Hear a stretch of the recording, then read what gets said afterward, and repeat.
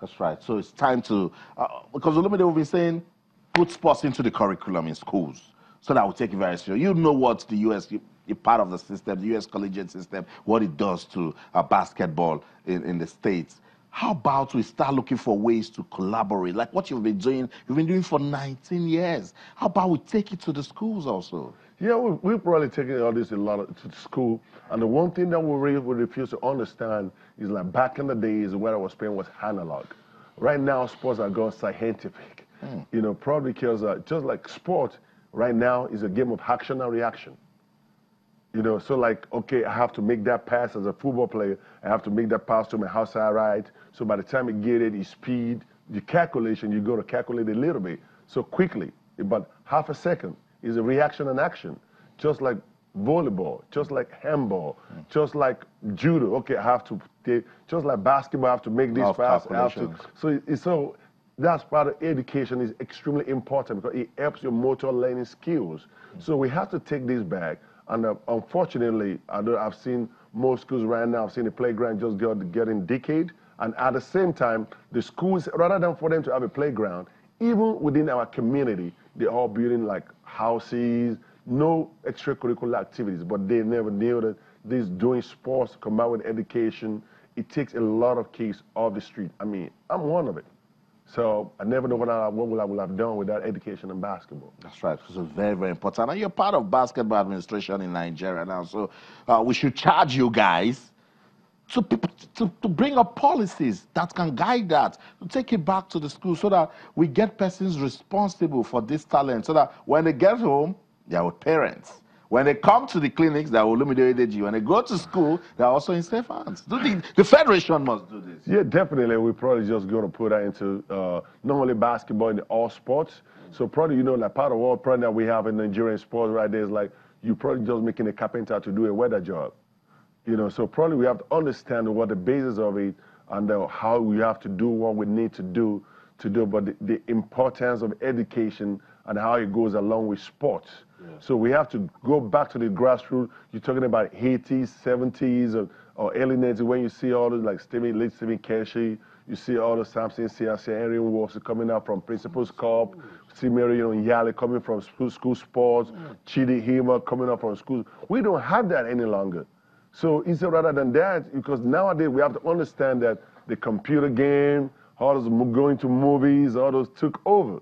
So we have to go back to the grassroots, as you said, and let's get back to the education. Make it compulsory for inter-house sport of every single school in Lagos State, in Nigeria, or the whole federation. It must be monitored and followed through.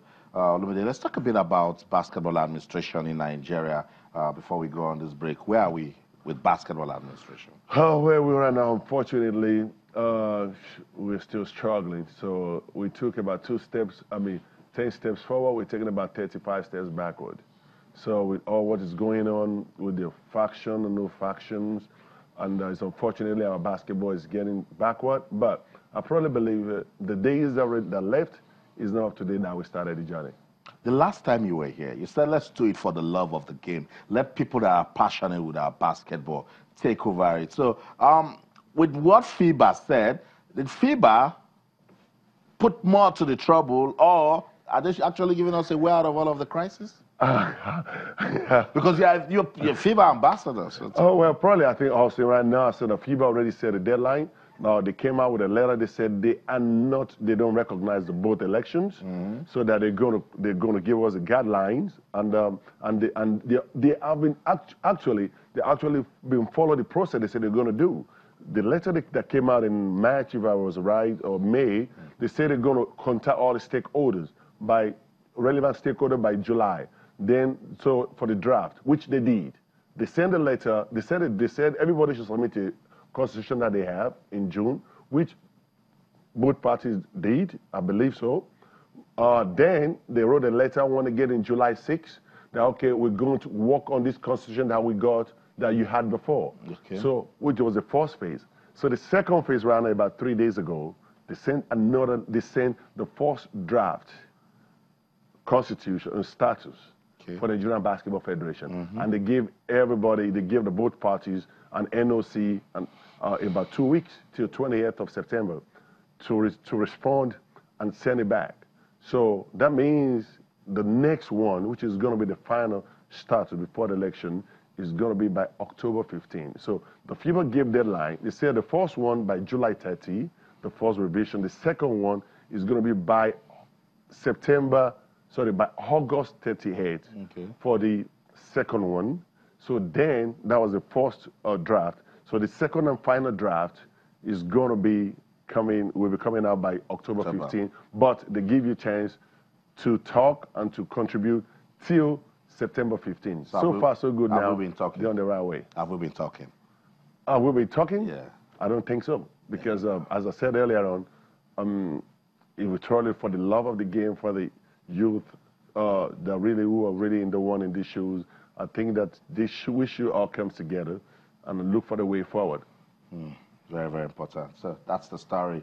Aside grassroots basketball development, the leadership is also very, very important because that's the machinery that will guide us to where we need. That's the eyes of any level of development. So Olumide Oyedeji is on the other side also. It's part of that basketball administration in Nigeria, and we're trying to understand where we are as regards the development of the sports in the country. But let's go on this quick break. We're taking a look at grassroots basketball development and the contributions of the Olumide Oyedeji Basketball Initiative. It's been doing this since the year 2000 and has developed talents for the country. We'll go on this break. When we come back next year, it will be the 20th edition.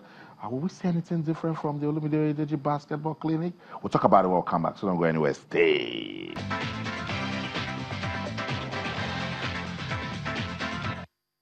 Welcome back to Sports on our channels television. We're having so much fun. Yes, that's because we're staying at the grassroots. That's the home of development. Olumide Oyedeji is still with us. Next year, it's going to be 20 years of the clinic, the camp that has discovered talent for this country. Should we be expecting anything special?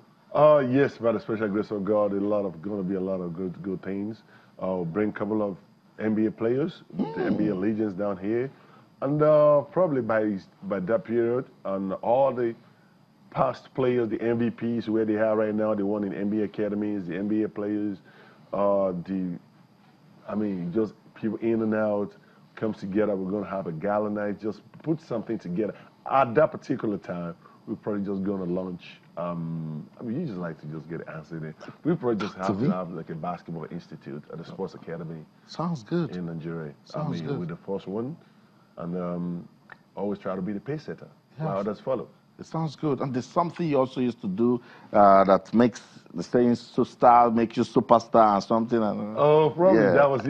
You talking about the intercollegiate basketball championship. Yeah. That one is coming up very soon. Okay. And I also have a No Borders basketball camp, which is like to promote cultural exchange and friendship among 8 countries in Africa. So that's why we call it No Borders. No boundaries, just basketball. Just basketball. And the other one, which is the Intercollegiate Basketball Championship, Polytechnic, University, Colleges of Education, just like my team, Oops and Read, which is motto. The motto, which you love, is education make you super. That's right. Talent make you a star. Education plus talent make you a superstar. Education plus talent makes you a superstar. Olumide Oyedeji, thank you so much for stopping by. The next time I'm bringing him here, I'll put a ring.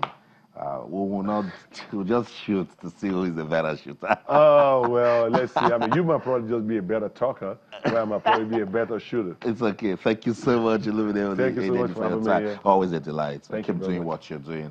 And of course, to you, wherever you are in the world watching Sports Tonight on Channels Television, thank you so much for your time. We still have our eyes fixed on that one between Rafael Nadal and Juan Martin Del Potro. Is a fight. They both want it. Nadal has taken 4 games. Juan has taken 3. So you see, now we go all the way. That's the show for the team, the ever reliable sports team at Channels TV Sports Center in Lagos, Nigeria. I'm Austin Okonakman. Sports is so much fun. So in everything you do, remember, let's keep talking sports. Bye for now.